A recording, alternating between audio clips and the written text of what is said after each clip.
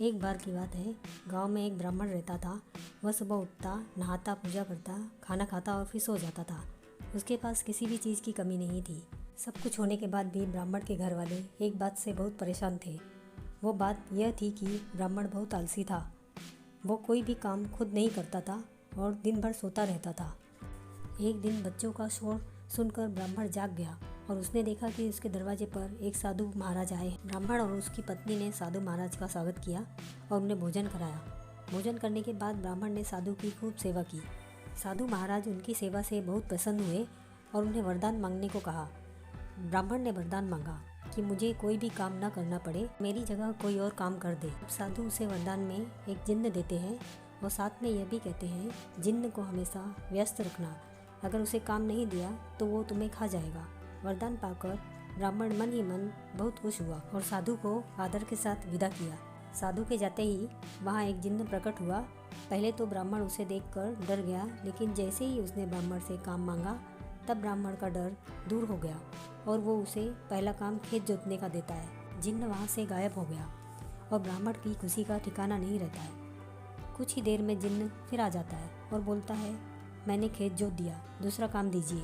ब्राह्मण सोचता है कि इतना बड़ा खेत इसने इतनी जल्दी कैसे जोत दिया। ब्राह्मण इतना सोच ही रहा था कि जिन्न बोला कि जल्दी मुझे काम बताओ, नहीं तो मैं आपको खा जाऊंगा। ब्राह्मण डर जाता है और बोलता है, जाकर खेतों की सिंचाई करो। जिन्न फिर वहाँ से गायब हो जाता है और थोड़ी देर में फिर आ जाता है। जिन्न आकर बोलता है कि खेतों की सिंचाई हो गई, अब अगला काम बताइए। ब्राह्मण एक एक कर सभी काम बताता जाता है और जिन्न उसे चुटकियों में पूरा कर देता है। ब्राह्मण की पत्नी यह सब देख रही थी और अपने पति के आलसीपन पर चिंता करने लगी। शाम होने के पहले ही जिन्न सभी काम कर देता था। सब काम करने के बाद जिन्न ब्राह्मण के पास आ जाता और बोलता, अगला काम बताइए, नहीं तो मैं आपको खा जाऊंगा। अब ब्राह्मण के पास कोई काम नहीं बचा जो उसे करने के लिए कह सके। उसे चिंता होने लगी और वह बहुत डर जाता है। जब ब्राह्मण की पत्नी अपने पति को डरा हुआ देखती है तो अपने पति को इस संकट से निकालने के बारे में सोचने लगती है। वह ब्राह्मण से बोलती है कि स्वामी, अगर आप मुझे वचन देंगे तो आप कभी आलस नहीं करेंगे और अपने सभी काम खुद करेंगे, तो मैं इस जिन्न को काम दे सकती हूँ। इस पर ब्राह्मण सोचता है, पता नहीं यह क्या काम देगी। अपनी जान बचाने के लिए ब्राह्मण अपनी पत्नी को वचन दे देता है। इसके बाद ब्राह्मण की पत्नी जिन्न से बोलती है कि हमारे यहाँ एक कुत्ता है, तुम जाकर उसकी पूँछ पूरी सीधी कर दो। याद रखना, उसकी पूँछ एकदम सीधी होनी चाहिए। जिन्न बोलता है, अभी यह काम कर देता हूँ। यह बोलकर वो वहाँ से चला जाता है। लाख कोशिश करने के बाद भी वो कुत्ते की पूँछ सीधी नहीं कर पाता है और हार मान लेता है।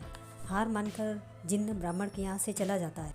उस दिन के बाद से ब्राह्मण अपने आलस को छोड़कर सभी काम करने लगता है और उसका परिवार खुशी खुशी रहने लगता है। इस कहानी से ये सीख मिलती है कि हमें कभी आलस नहीं करना चाहिए। आलस करने से हम मुसीबत में फंस सकते हैं, इसलिए हमें आलस छोड़कर अपना काम खुद ही करना चाहिए।